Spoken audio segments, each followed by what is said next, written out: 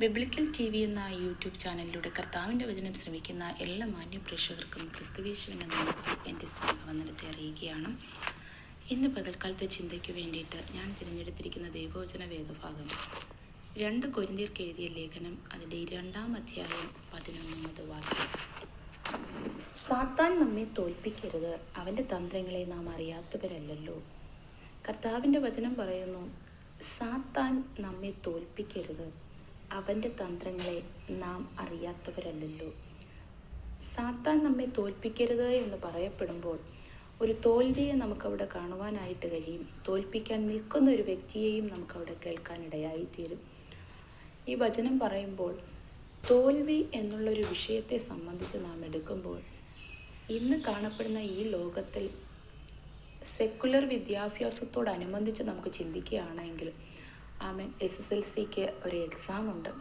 ആ എക്സാം കഴിഞ്ഞ് വരുമ്പോൾ കുറച്ച് പേർ തോൽക്കാറുണ്ട്, കുറച്ച് പേർ ജയിക്കാറുണ്ട്. +2 കഴിഞ്ഞ് വരുമ്പോൾ കുറച്ച് വിദ്യാർത്ഥികൾ റിസൾട്ട് വരുന്ന സമയത്ത് എക്സാം കഴിഞ്ഞിട്ടാണല്ലോ ഒരു റിസൾട്ട് വരുന്നത്. കുറച്ച് പേർ തോൽക്കാറുണ്ട്, കുറച്ച് പേർ ജയിക്കാറുണ്ട്. ഇതുപോലെ പലവിധമായ എക്സാമുകൾ നടക്കപ്പെടുമ്പോഴാണ് നമുക്ക് തോൽവിയും വിജയവും കാണുവാനായിട്ട് കഴിയുന്നത്. പരീക്ഷയോടനുബന്ധിച്ച് വരുന്ന 2 വിഷയങ്ങളാണ് തോൽവിയും ജയവും. നമുക്ക് വേണമെങ്കിൽ ഇപ്രകാരം പറയാം, തോൽവി പ്ലസ് വിജയം = എക്സാം എന്ന് വേണമെങ്കിൽ പറയുവാനായിട്ട് കഴിയും. ഈ ലോകത്തിൽ നാം ജീവിക്കുമ്പോൾ സാത്താൻ നമ്മെ തോൽപ്പിക്കരുത് എന്ന് പറയുമ്പോൾ ഒരു പരീക്ഷ ഈ ലോകത്തിലുണ്ട് എന്ന് നാം മനസ്സിലാക്കേണ്ടത് അത്യാവശ്യമാണ്. ഇനി സാത്താൻ തോൽപ്പിക്കരുതെന്ന് പറയുമ്പോൾ തോൽവി മാത്രമാണോ എന്ന് ചിന്തിച്ചാൽ വെളിപ്പാട് പുസ്തകം 3-ാം അധ്യായം അതിൻ്റെ 5-ാമത് വാക്യത്തിൽ ഇപ്രകാരമാണ് പറയപ്പെടുന്നത്, ജയിക്കുന്നവൻ വെള്ളയുടുപ്പ് ധരിക്കും, അവൻ്റെ പേർ ഞാൻ ജീവപുസ്തകത്തിൽ നിന്ന് മായ്ച്ചു കളയാതെ എൻ്റെ പിതാവിൻ്റെ സന്നിധിയിലും അവൻ്റെ ദൂതന്മാരുടെ മുമ്പിലും അവൻ്റെ പേർ ഏറ്റുപറയും. അങ്ങനെയാണെങ്കിൽ ഒരു വിജയത്തെ നമുക്കവിടെ കാണുവാനായിട്ട് കഴിയും. സർദീസിലെ സഭയുടെ ദൂതന് എഴുതുന്നതായ ഒരു ഭാഗമാണ് നാം വായിച്ചു കേട്ടത്. അങ്ങനെയാണ് എങ്കിൽ നിത്യതയിലേക്ക് നാം കടക്കപ്പെടുന്നതായ സമയത്ത് ജീവപുസ്തകത്തിൽ പേർ വേണമെങ്കിൽ നിത്യതയിലേക്ക് നാം കടക്കപ്പെടണമെങ്കിൽ നാം ജയിക്കേണ്ടത് അത്യാവശ്യമാണ്. ആ ഭാഗത്തേക്ക് കടക്കുന്നതൊരു വിജയമായിട്ട് നമുക്ക് ഈ വാക്യത്തിൽ നിന്ന് മനസ്സിലാക്കുവാനായിട്ട് കഴിയും. അങ്ങനെയാണെങ്കിൽ തോൽക്കുന്ന വ്യക്തിയെയും നമുക്ക് ഇവിടെ കാണുവാൻ, തോൽപ്പിക്കാൻ വേണ്ടി നിൽക്കുന്നൊരു സാത്താനെയും നമുക്ക് കാണുവാനായിട്ട് കഴിയും.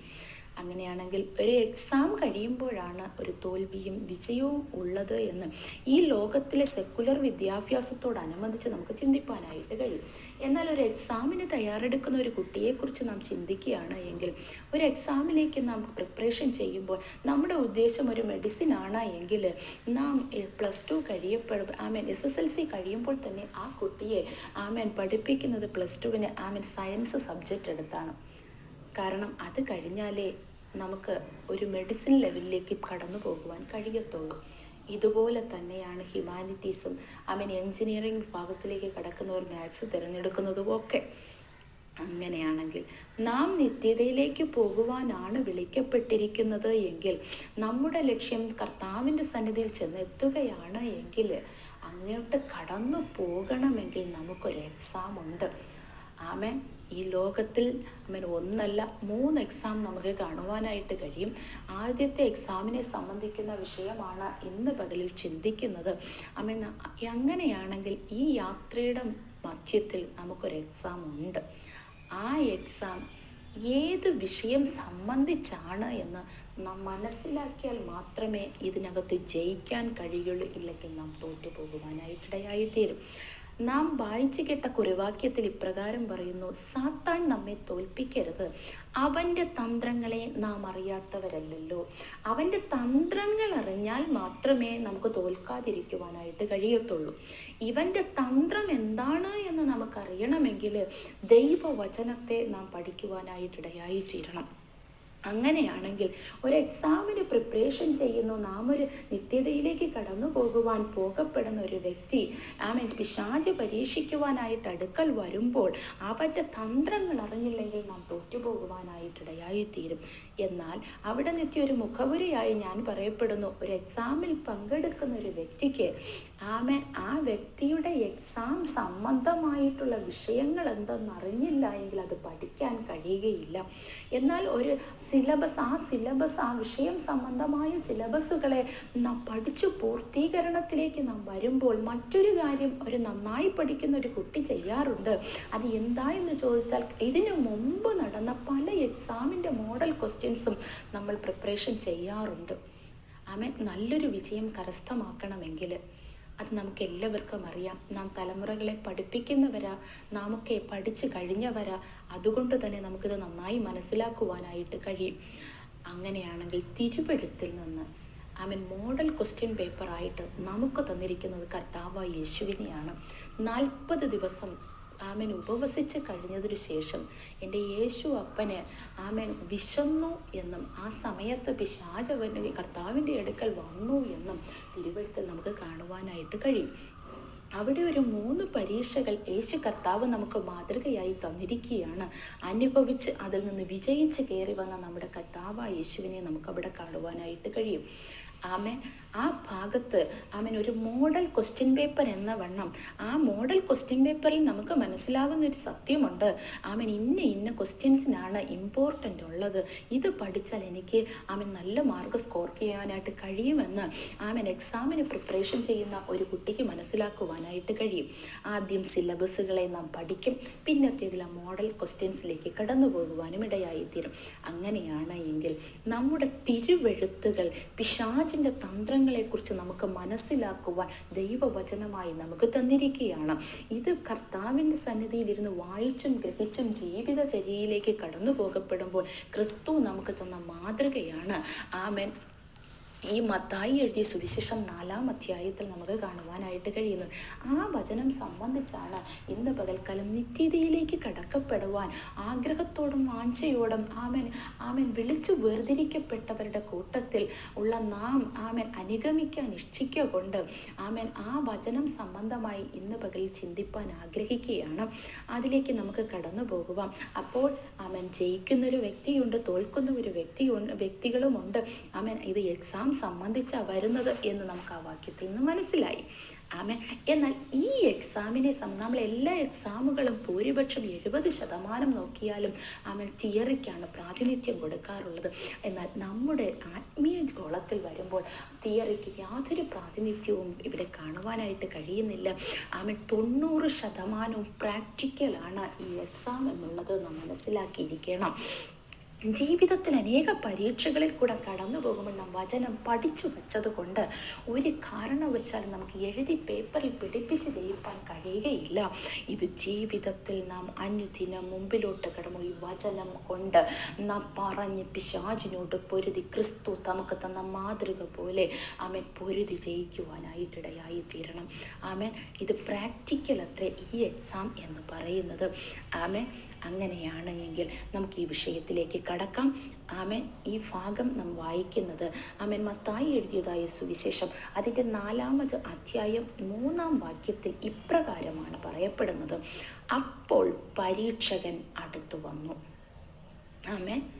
ഒരു പരീക്ഷകനെ അവിടെ നമുക്ക് കാണുവാനായിട്ട് കിട്ടും. നാം പരീക്ഷയെ കുറിച്ചാണല്ലോ പഠിക്കുന്നത്. അടുത്തു വന്നു, നീ ദൈവപുത്രനെങ്കിൽ ഈ കല്ല് അപ്പമായി തീരുവാൻ കൽപ്പിക്കുക എന്ന് പറഞ്ഞു. യേശു കർത്താവിനോട് ഈ പരീക്ഷകൻ പറയുകയാണ്, നീ ദൈവപുത്രനെങ്കിൽ ഈ കല്ലപ്പമായി തീരുവാൻ കൽപ്പിക്കാം. അങ്ങനെയാണെങ്കിൽ നാം കർത്താവിനെ സ്വീകരിച്ച് നമുക്ക് ദൈവമക്കളാകുവാൻ എൻ്റെ കർത്താവ് അധികാരം തന്നു എന്ന് തിരുവെഴുത്തിലുണ്ട്. അപ്പോൾ നാം എല്ലാവരും ദൈവമക്കളാണ്. അപ്പോൾ ദൈവമക്കളാണ് നാം എങ്കിൽ പരീക്ഷകൻ നമ്മുടെ അടുക്കൽ വരും എന്ന് ഈ വാക്യത്തിൽ നിന്ന് നമുക്ക് മനസ്സിലാക്കുവാനായിട്ട് കഴിയും. നിശ്ചയമായും സ്വർഗരാജ്യത്തെ ലക്ഷ്യം വെച്ച് ഓടുന്ന അപ്പനെ അംഗീകരിച്ച ഒരു മക്കളാണ് നാമെങ്കിൽ, ദൈവ മക്കളാണ് നാമെങ്കിൽ നമ്മുടെ അടുക്കൽ പരീക്ഷകൻ വരും. എന്നാൽ ഈ അടുക്കൽ വന്നു എന്നുള്ള വിഷയമാണ് ഇതിനോടനുബന്ധിച്ച് ഞാൻ ചിന്തിപ്പാൻ ആഗ്രഹിക്കുന്നത്. പരീക്ഷകൻ അടുത്തു വന്നു. ഈ അടുത്തു വന്നു എന്നുള്ളൊരു വാക്ക് മറ്റൊരു ഭാഗത്തിലേക്ക് വെച്ച് നമുക്ക് ചിന്തിക്കുകയാണെങ്കിൽ, നല്ല ശബരിയാക്കാരൻ്റെ ഉപമ ലൂക്കോസ് എഴുതിയതായ സുവിശേഷം അതിൻ്റെ 10-ാം അധ്യായം 30 മുതൽ 34 വരെയുള്ള വാക്യങ്ങൾ നാം വായിക്കുമ്പോൾ, ഞാനൊന്ന് ചുരുക്കി വായിക്കുകയാണ്. ഒരു മനുഷ്യൻ യെരൂശലേമിൽ നിന്ന് യെരിഹോവിലേക്ക് കടന്നു പോകുമ്പോൾ കള്ളന്മാരുടെ കയ്യിൽ അകപ്പെട്ടു. അവർ അവനെ വസ്ത്രമഴിച്ച് മുറിവേൽപ്പിച്ച് അർത്ഥപ്രാണനായി വിട്ടേച്ചു പോയി. ആ വഴിയായി യാദൃച്ഛ്യാ ഒരു പുരോഹിതൻ വന്ന് അവനെ കണ്ടിട്ട് മാറിക്കടന്നുപോയി. അങ്ങനെ തന്നെ ഒരു ലേവ്യനും ആ സ്ഥലത്തെത്തി അവനെ കണ്ടിട്ട് മാറിക്കടന്നുപോയി. ഇവരെല്ലാം കണ്ടു മാറിക്കടന്നുപോയി. പുരോഹിതനും കണ്ടു മാറിക്കടന്നുപോയി, ലേവ്യനും കണ്ടു മാറിക്കടന്നുപോയി. എന്നാൽ അടുത്തത് നാം ശ്രദ്ധിക്കാം. ഒരു ശമര്യക്കാരനോ വഴി പോകയിൽ അവൻ്റെ അടുക്കലെത്തി. നാം നേരത്തെ വായിച്ച മത്തായി എഴുതിയ സുവിശേഷം 4:3 വായിച്ചു. അപ്പോൾ പരീക്ഷകൻ അടുത്തു വന്നു. പിശാച് ദൈവപുത്രനായ ക്രിസ്തുവിൻ്റെ അടുക്കലേക്ക് വന്നു എന്നാണ് ആ ഭാഗം വായിക്കുന്നത്. ഇവിടെ വരുമ്പോൾ ശമര്യക്കാരൻ മുറിവേറ്റ് കിടക്കുന്ന വ്യക്തിയുടെ അടുക്കൽ എത്തി അവനെ കണ്ടിട്ട് അരികെ ചെന്ന്, അവിടെയും കണ്ടിട്ട് പുള്ളി മറ്റ് 2 പേരെ പോലെ കണ്ടു മാറിക്കടന്നു പോയില്ല, കണ്ടിട്ട് അരികെ ചെന്ന് എണ്ണയും വീഞ്ഞും പകർന്ന് അവൻ്റെ മുറിവുകളെ കെട്ടി അവനെ വാഹനത്തിൽ കയറ്റി വഴിയമ്പലത്തിലേക്ക് കൊണ്ടുപോയി രക്ഷിച്ചു കിടക്കുന്നത്. 33-ാമത്തെ വാക്യത്തിൽ പറയുന്നു, ഒരു ശമര്യക്കാരനോ വഴി പോകയിൽ അവൻ്റെ അടുക്കലെത്തി അവനെ കണ്ടിട്ട് മനസ്സലിഞ്ഞു. അങ്ങനെയാണെങ്കിൽ മനസ്സലിഞ്ഞ് അരികെ ചെന്നു. ഈ അരികെ ചെന്നു എന്നുള്ളൊരു വാക്കാണ്. അപ്പം നമ്മൾ ആദ്യം നമ്മുടെ വിഷയത്തിലെ വാക്യത്തിൽ പഠിച്ചു, പരീക്ഷകൻ അടുത്തു വന്നു. അപ്പം ഇവിടെ നോക്കുമ്പോഴത്തേക്കും ശമര്യക്കാരൻ എന്താ ചെയ്തത്? അടുക്കെ വന്നു.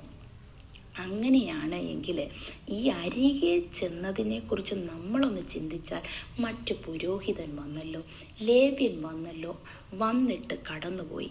എന്നാൽ അരികെ ചെന്നു. നമ്മളൊരു വിഷയം സംബന്ധിച്ച് നാം ചിന്തിക്കുകയാണെങ്കിൽ, ഈ വ്യക്തി മുറിവേറ്റ ഒരു ഭാഗത്തിങ്ങനെ കിടക്കുമ്പോൾ കണ്ടു എന്ന് പറയപ്പെടുന്നത് ദൂരെ നിന്ന് കാണുവാനായിട്ടിടയായി തീർന്നു.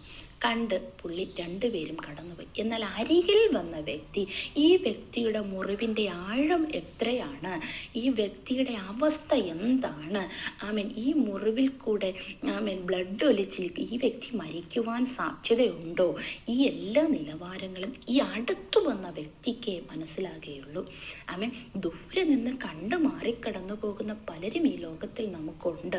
പക്ഷെ അവർക്കൊന്നും ഇത് കാണുവാനായിട്ട്, ഒരുപക്ഷെ ദൂരെ നിന്ന് നോക്കുന്ന ഒരു വ്യക്തിക്ക് തോന്നാം, ഈ വ്യക്തി വെറുതെ കിടക്കുവാണ്, എന്തോ ക്ഷീണിച്ച് വീണ് കിടക്കാൻ, ഒരുപക്ഷെ മദ്യപിച്ച് കിടക്കുന്നതായിരിക്കാം എന്നൊക്കെ പറയാം. ഈ ലോക ജീവിതത്തെ സംബന്ധിച്ചാണ് ഞാൻ പറയപ്പെടുന്നത്. നാം ഒരു വ്യക്തിയെ ദൂരെ നിന്ന് കണ്ടിട്ട് മാറിക്കടന്നുപോയി വിധിക്കുവാൻ ഈ തിരുവെഴുത്തിനകത്ത് നാം ചിന്തിക്കുമ്പോൾ പാടില്ല.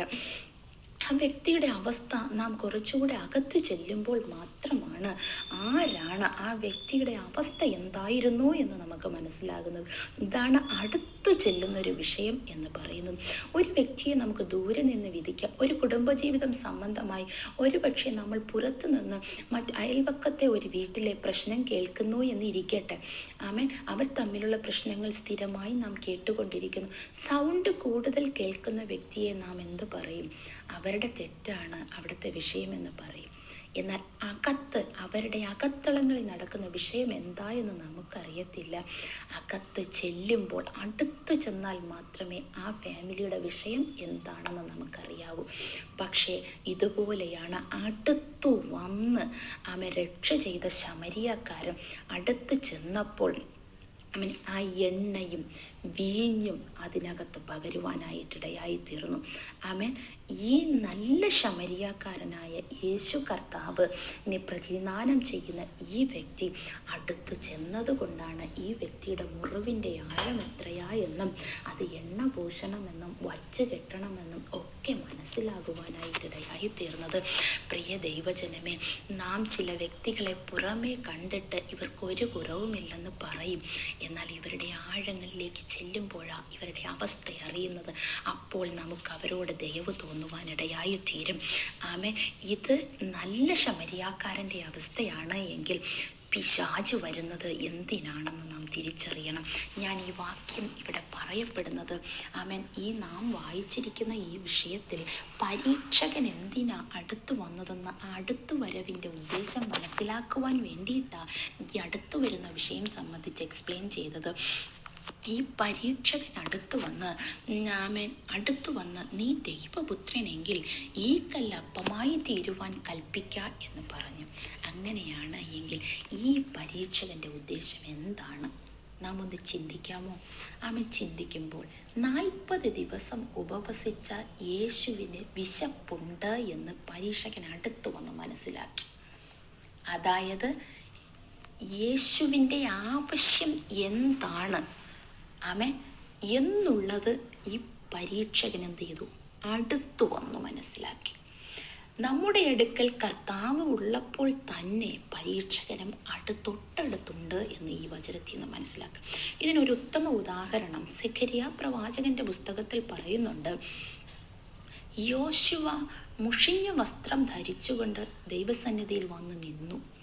അപ്പോൾ ദൈവമുണ്ട്. അപ്പോൾ തന്നെ പിശാചും അവിടെ അടുക്കൽ വന്നു. എന്തിനാ? യോശുവയുടെ കുറ്റം കറ വസ്ത്രത്തിലുള്ളത് പറയുവാനായിട്ട്. ഇതുപോലെ നമ്മുടെ അടുക്കൽ എപ്പോഴും പരീക്ഷകനുണ്ട് എന്നുള്ളത് ദൈവമക്കളായ നാം എല്ലാവരും അറിഞ്ഞിരിക്കേണ്ട കാര്യമാണ്.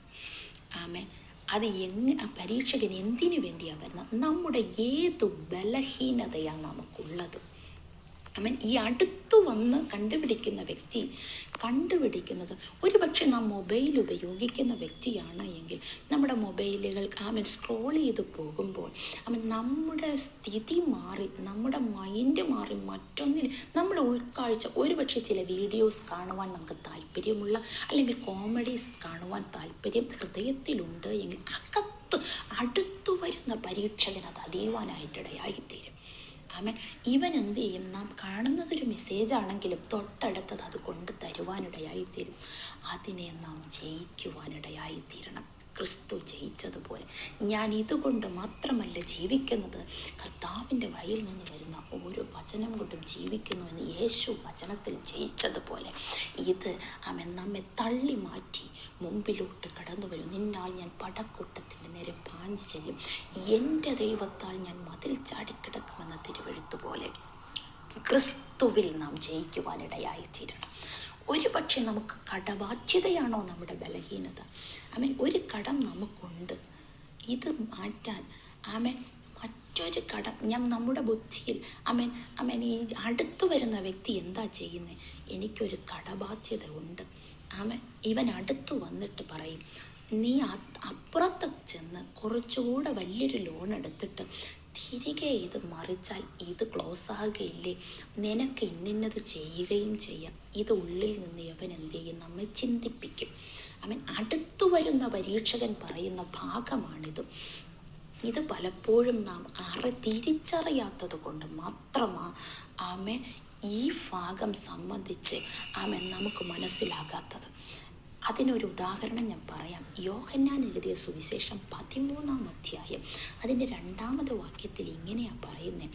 അത്താഴമായപ്പോൾ പിശാച് ശീമോന്റെ മകനായ യൂദാ ഇസ്കര്യോത്താവിൻ്റെ ഹൃദയത്തിൽ അവനെ കാണിച്ചു കൊടുക്കുവാൻ തോന്നിച്ചു. അപ്പം യേശുവിനെ കാണിച്ചു കൊടുക്കുവാൻ അവൻ എന്ത് ചെയ്തു? തോന്നിച്ചു. അപ്പം ഈ അടുത്തു വരുന്ന വ്യക്തിക്ക് ഈ 12 ശിഷ്യന്മാരുണ്ട്, ബാക്കിയുള്ളവരെ ആരെയും ഇവൻ അവരുടെ അടുക്കൽ പോയില്ല എന്നുള്ളതല്ല. എന്നാൽ യൂദയെ കറക്റ്റായിട്ടറിയാം, സാമ്പത്തികത്തിൽ വീഴുന്ന ഒരു വ്യക്തിയാണ്. അവനെ ഈ വെള്ളിക്കാശിൻ്റെ പേരിൽ ഇവനെ വീഴ്ത്താൻ പറ്റും എന്ന് അടുത്തു വന്ന് പിശാച് മനസ്സിലാക്കിയത് യൂദയെയാണ്.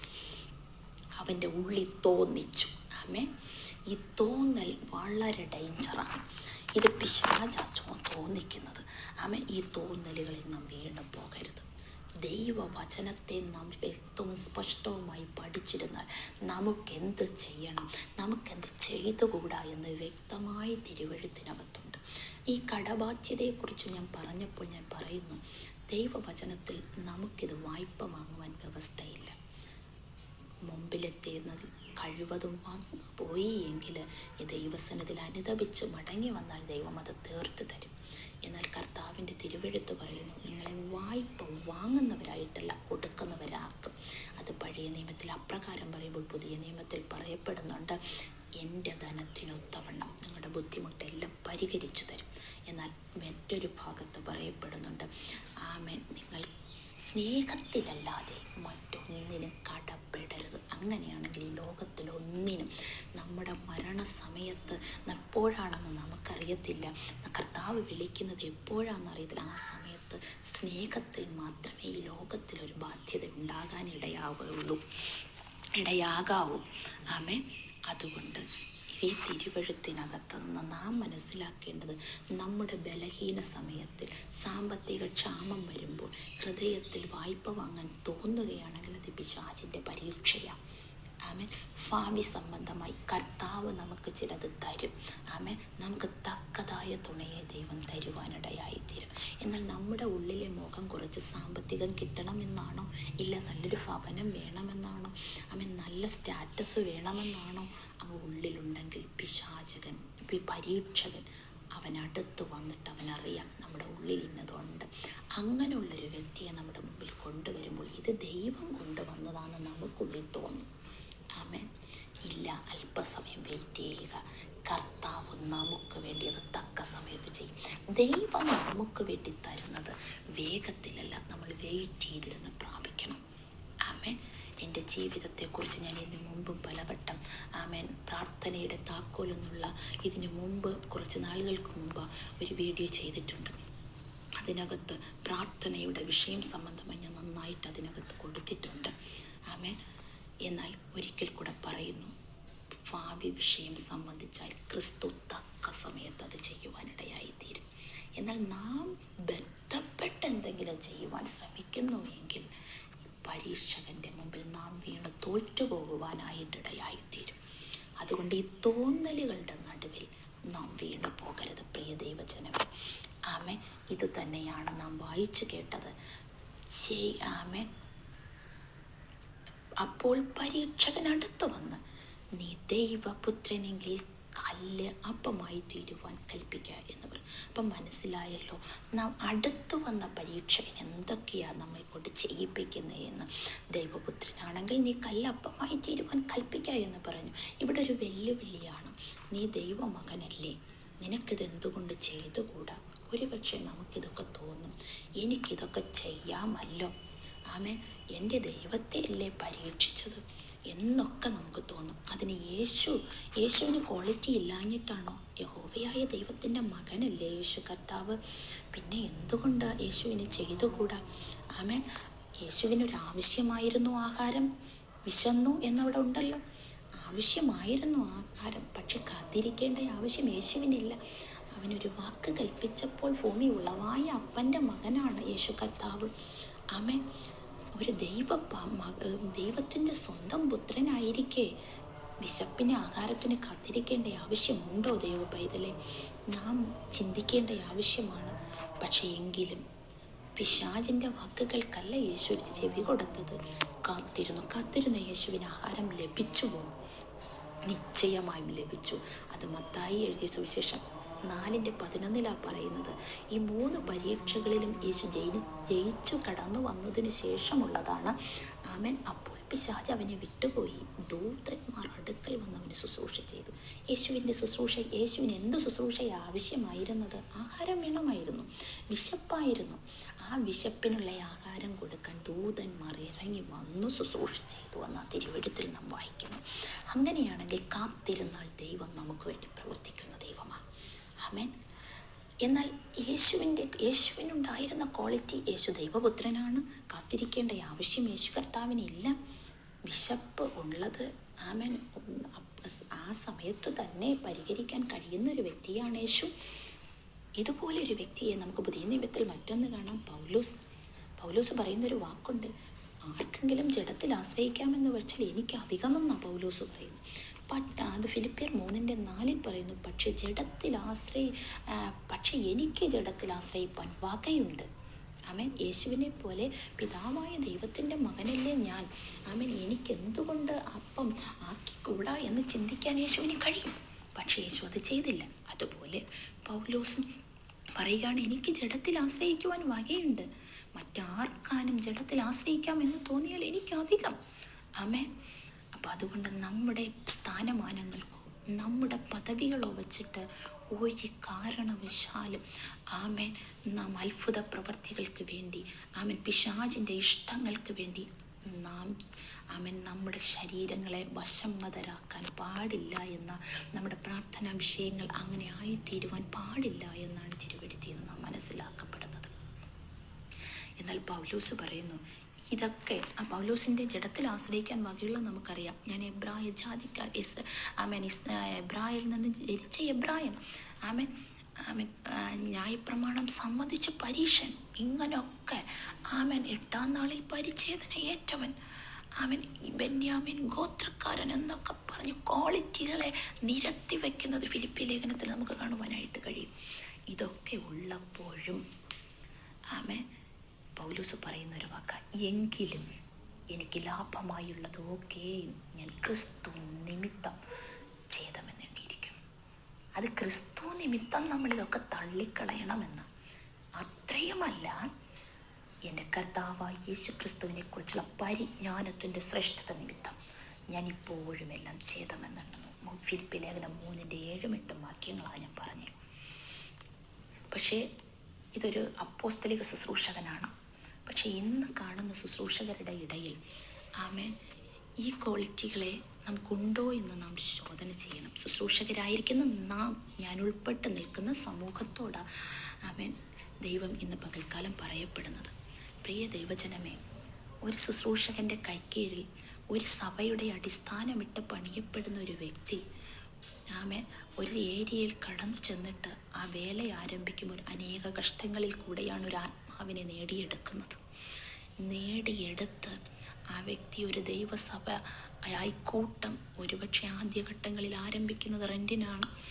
വീടുകളെ എടുത്ത് സാമ്പത്തികം ഇവർക്കുണ്ടായിട്ടുള്ള ക്രിസ്തുവിൻ്റെ പരിജ്ഞാനത്തിൻ്റെ ശ്രേഷ്ഠത നിമിത്തം അവർക്കുള്ള സമ്പത്തെല്ലാം അവർ ചവറന്ന് എണ്ണി ഒരാത്മാവിൻ്റെ വില സർവ്വലോകത്തേക്കാൾ വിലയേറിയതെന്ന് കണ്ടിട്ട് അവരെ വലിച്ചു കയറ്റുവാൻ ആർത്തിയോടുകൂടെ ആമേൻ സ്വന്തം ജീവനെ ആമേൻ കർത്താവിന് വേണ്ടി ത്യജിച്ചു കൊടുത്ത അവർ വില കൊടുത്ത് ഇറങ്ങി വരുന്നത്.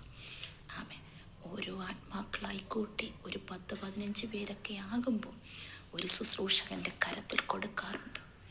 പക്ഷേ ഈ കൊടുക്കുമ്പോൾ കർത്തൃവേലയ്ക്കെന്ന് പറഞ്ഞു വരുന്ന വ്യക്തി ജീവിതങ്ങൾ ഇതിനെ ലാഘവത്തോടുകൂടെ കാണുന്ന കാലഘട്ടമായത്. ഞങ്ങൾക്ക് കുറച്ച് സഭയുള്ളത് കൊണ്ട് ഞങ്ങൾക്കതിൻ്റെ വേദനയുണ്ട്. അത് പൊളിച്ച് തന്നിട്ട് പോകുന്ന ശുശ്രൂഷകരുണ്ട്. പ്രിയ ദൈവദാസന്മാരെ, പ്രിയ ദൈവമക്കളെ, നാം ദൈവവേലയ്ക്ക് ഇറങ്ങുമ്പോൾ സമർപ്പണത്തോടുകൂടെ കർത്തൃവേലയിൽ ഇറങ്ങേണ്ടത് ആവശ്യമാണ്.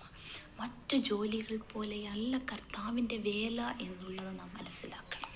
ഇതിൽ ത്യാഗമുണ്ട്, ഇതിൽ വേദനകളുണ്ട്. പക്ഷേ ഇതിൽ നിന്ന് പ്രതിഫലങ്ങളൊക്കെയും പ്രാപിപ്പാൻ നാം നിത്യതയിൽ എത്തേണ്ടതുമുണ്ട്. അവിടെ ചെന്നാൽ നാം അനുഭവിക്കുന്ന ത്യാഗത്തിനുള്ള പ്രതിഫലം ദൈവം തരുവാനിടയായിത്തീരും. എന്നാൽ ഈ ലോകത്തിൽ ഒരു ഇടയൻ ആമൻ ഒരു വേലക്കാരനെ ഏൽപ്പിക്കുമ്പോൾ, ആമൻ ഒരു മേലധികാരി ഒരു ശുശ്രൂഷകനെ ഏൽപ്പിക്കുമ്പോൾ, ആമൻ അവിടെ ചെന്നിട്ട് ആമൻ നട്ടവനെ പറിച്ചെറിയുന്ന ശീലങ്ങളൊന്നും നമ്മുടെ ജീവിതത്തിൽ ഉണ്ടാകരുത്. മൂർഖന്മാർക്കും കൂടെ കീഴടങ്ങാനാ കർത്താവിൻ്റെ വചനം പറയുന്നത്. സൗമ്യന്മാർക്കും ശാന്തന്മാർക്കും മാത്രമല്ല, മൂർഖന്മാർക്കും കൂടെ നാം കീഴടങ്ങിയിരിക്കണം. കീഴ്പ്പെട്ട് കർത്തൃവേലയിൽ നാം ആയിരിക്കുമെങ്കിൽ എൻ്റെ കർത്താവിൻ്റെ വേല അവൻ ഐക്യതയോടുകൂടെ അവൻ ശുശ്രൂഷകർ ചെയ്തെടുക്കുമ്പോൾ നിത്യതയിൽ ഒരു കൂട്ടം ആത്മാക്കളെ നമുക്ക് നേടിയെടുക്കുവാനായിട്ടിടയായിത്തീരും. പൗലോസ് അങ്ങനെ പൗലോസിനുള്ള ആമൻ ഞാൻ ശുശ്രൂഷകൻ, ഞാൻ വലിയ വ്യക്തിയാണ്, ആമൻ എന്നെ ജനം ബഹുമാനിക്കണം, ആമൻ എന്നെ ആദരിക്കണം, എനിക്ക് ശേഷം മറ്റുള്ളവരെ ആമൻ നട്ടവരെയും മറ്റുള്ളവരെയും ആമൻ അംഗീകരിച്ചാൽ മതി. ഇങ്ങനെയൊന്നും പൗലോസ് കണ്ടില്ല. എല്ലാം ക്രിസ്തു നിമിത്തം ഛേദമെന്നെണ്ണി. എന്തുകൊണ്ടാണ്? കർത്താവിനെ കുറിച്ചുള്ള പരിജ്ഞാനത്തിൻ്റെ ശ്രേഷ്ഠത വരുമ്പോൾ, ആ പരിജ്ഞാനത്തിൻ്റെ ശ്രേഷ്ഠത എന്ന് പറയുന്നത് ആമേൻ നടുന്നവനും നനയ്ക്കുന്നവനും ഏവനുമല്ല, വളരുമാറാക്കുന്നത് യഹോവയാ. ആമേൻ നട്ടത് ഞാനെന്നോ നനച്ചത് ഞാനെന്നോ നമുക്കാർക്കും ആമേൻ അഭിമാനപ്പെടാൻ ഒന്നുമില്ലെന്നേ. ആമേൻ വളർത്തുന്ന ദൈവം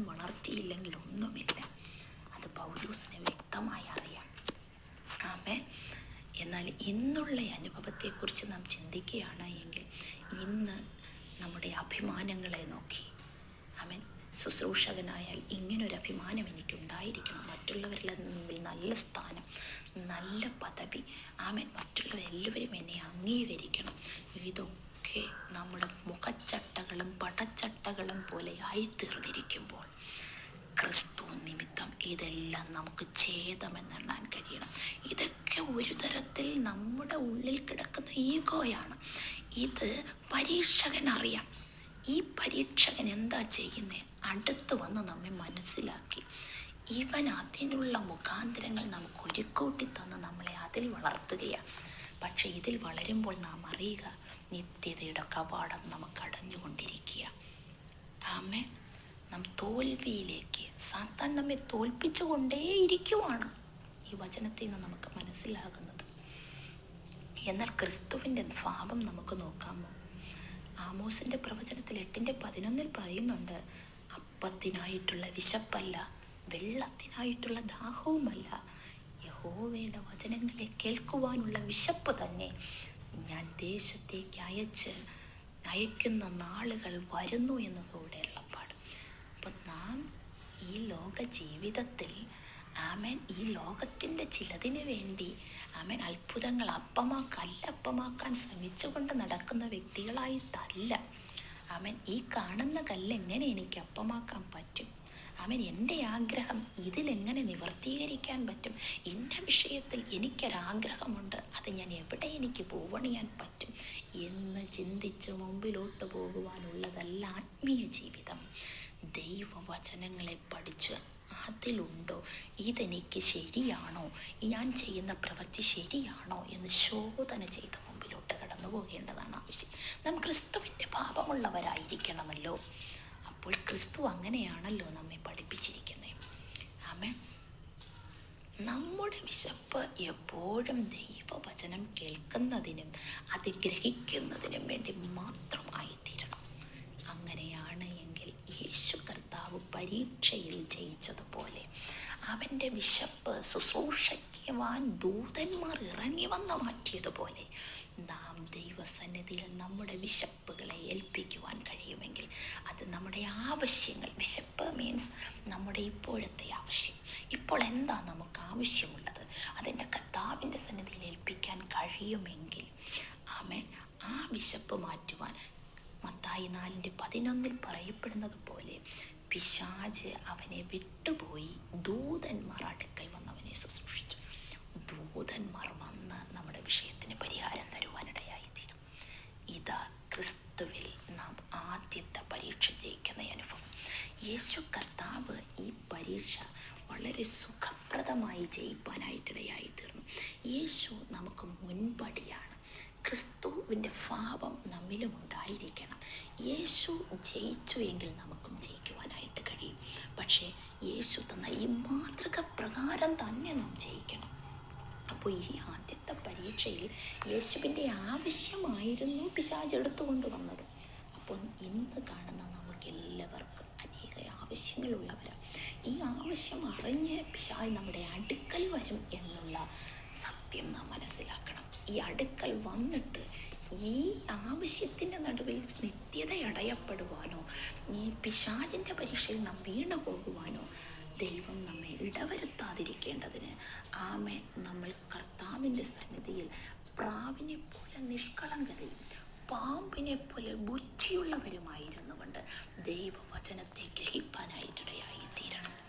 ഈ വചനങ്ങളിൽ നിന്നുകൊണ്ട് നാം മനസ്സിലാക്കേണ്ടത് ഇതിൽ നമുക്ക് ജയിക്കുവാൻ കഴിയും. ദൂതന്മാർ വന്ന് നമ്മെ ശുശ്രൂഷിക്കും, സ്പഷ്ടമായി നമ്മുടെ ആവശ്യങ്ങൾ നിറവേറ്റിത്തരും.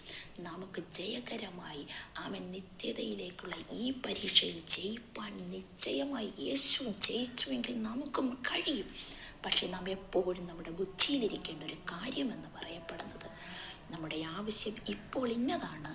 ആ ആവശ്യത്തിന് പിശാച് അടുക്കൽ വന്ന് മറ്റൊരു വഴി എനിക്ക് എൻ്റെ മനസ്സിൽ പറയരുത്, യൂദയുടെ ഹൃദയത്തിൽ തോന്നിപ്പിച്ച പോലെ എൻ്റെ ഹൃദയത്തിൽ തോന്നിപ്പിക്കരുത്, ആമേൻ, ഞാൻ അതിൽ വീണ് പോകരുത് എന്നുള്ളത് എപ്പോഴും നമുക്ക് ഓരോ ദിവസവും ആമേൻ ഇത് ശീലിപ്പാൻ കഴിയുമെങ്കിൽ ആദ്യത്തെ പരീക്ഷയിൽ നമുക്ക്